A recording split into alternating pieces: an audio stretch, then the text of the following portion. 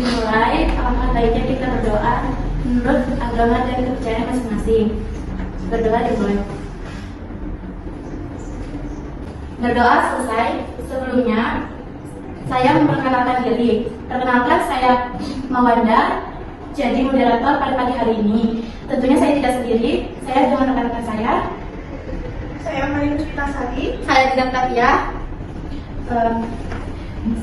Berdasarkan kesempatan kemarin, pada hari ini kami akan mengadakan penyuluhan mengenai keluarga berencana atau KB. Baik, tanpa berlama-lama,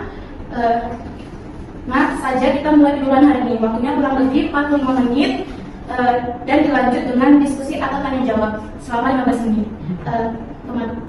Saya persilakan ke materi. Assalamualaikum warahmatullahi wabarakatuh. Waalaikumsalam warahmatullahi wabarakatuh. Selamat pagi Bapak dan Ibu. Pagi, Mbak. Baik, langsung saja kita ke materi yang pertama ya, yaitu tentang pengertian KB.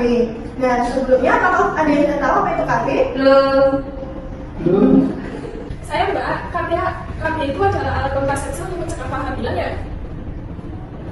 Baik benar Ibu, namun lebih tepatnya KB merupakan salah satu cara agar dapat menurunkan angka kematian ibu, khususnya ibu dengan kondisi 4T, yaitu tidak terlalu mudah melahirkan atau di bawah 20 tahun, selanjutnya tidak terlalu sering melahirkan, yang ketiga yaitu terlalu dekat jarak melahirkan, yang keempat terlalu tua melahirkan di atas umur 20, di atas usia 35 tahun.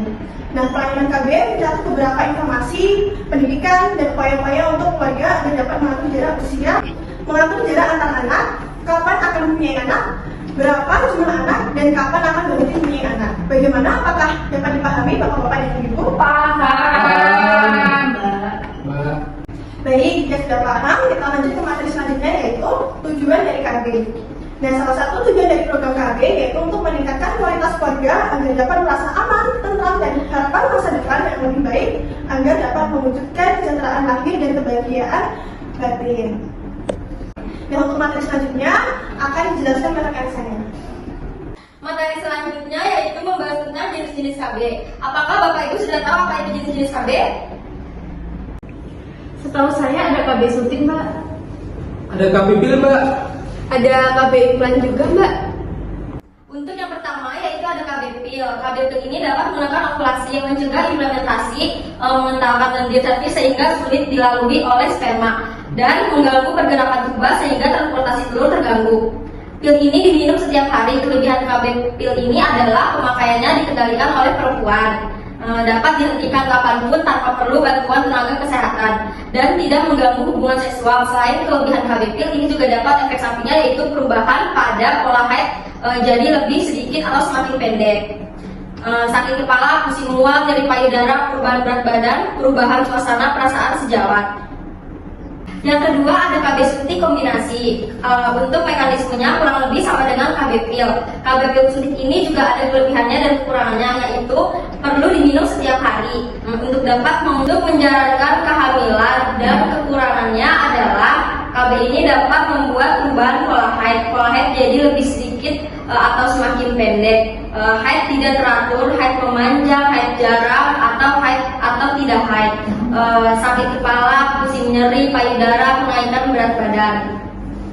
Dan yang ketiga ada KB suntik progesterin. KB ini disuntikkan 3 bulan sekali ya. Keuntungannya dari KB ini adalah dapat mengurangi resiko kanker, endometrium dan fibroid uterus, dapat mengurangi resiko penyakit radang panggul simptomatik dan anemia defisiensi besi, mengurangi segala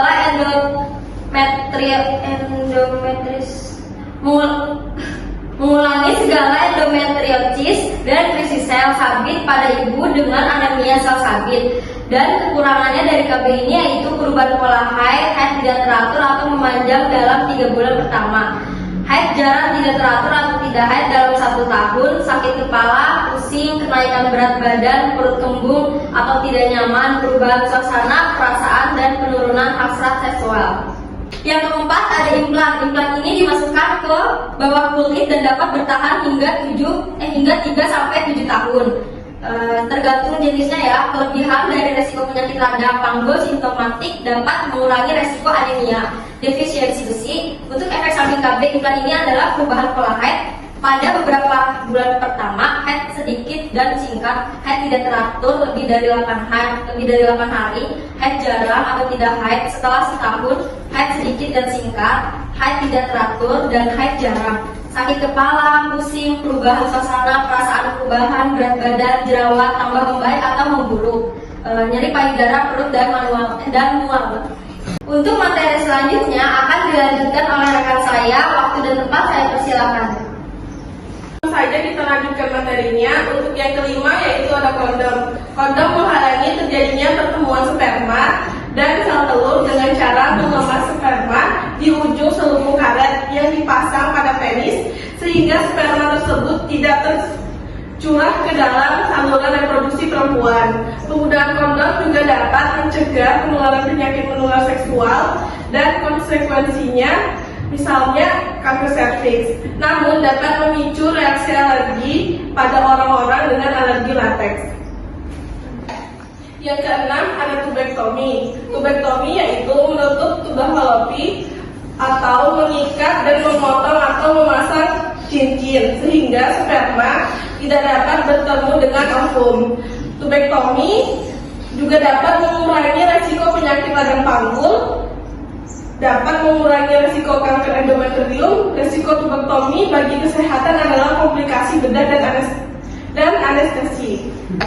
Dan yang terakhir adalah vasektomi. Vasektomi adalah menghentikan kapasitas reproduksi pria dengan jalan melakukan oklusi vasa deferens sehingga alur transportasi sperma terhambat dan proses fertilisasi tidak terjadi kelebihan.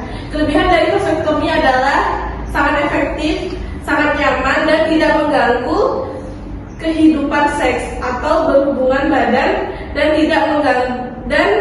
Namun ada juga kekurangannya yaitu testis atau skrotum, infeksi di lokasi operasi atau biasanya sangat jarang, dan hematoma. Baik, materinya sudah selesai. Langsung saja saya persilakan waktu dan tempat kembali kepada moderator. Terima kasih pada pemateri. Selanjutnya yaitu sesi tanya jawab. Bagi yang memiliki pertanyaan bisa langsung angkat tangan. Untuk dua penanya, pertama disilahkan. Saya Mbak, berarti kalau misalkan dari pasang vasektomi nanti nggak bisa hamil ya Mbak? Berapa lama sih Mbak kalau mau berhenti KB memutuskan untuk mempunyai anak laki? Baik, karena sudah ada dua penanya, sesi tanya jawab kita tutup. Silakan pemateri, silakan dijawab. Baik, untuk jawaban pertanyaan yang pertama, jadi jawabannya itu 3 ya Pak ya. Karena masih ada kemungkinan terjadi kehamilan walaupun sudah vasektomi. Nah, akan tetapi presentasinya begitu dikit. Begitu Pak, apakah sudah jelas? Baik, jadi untuk jawaban yang pertanyaan yang kedua, jadi waktu yang dibutuhkan setiap perempuan untuk berhenti KB dan memutuskan untuk hamil itu bervariasi ya Bu ya. Yang tergantung KB apa yang dipakai, misalnya pil KB. Nah, itu membutuhkan waktu sekitar 3 bulan untuk kembali subur. Seperti itu. Oh, seperti itu ya Mbak. Terima kasih ya Mbak. Dikarenakan semua pertanyaan sudah terjawab, semua kita sudah berada di ujung acara. Sebelum kita tutup acara kali ini, saya mengucapkan terima kasih kepada semua yang telah hadir dan menyempatkan hadir di acara ini. Mohon maaf jika ada salah kata, salah penyampaian dari saya dan rekan-rekan saya. Langsung saja kita tutup acara ini dengan mengucapkan alhamdulillah. Alhamdulillah.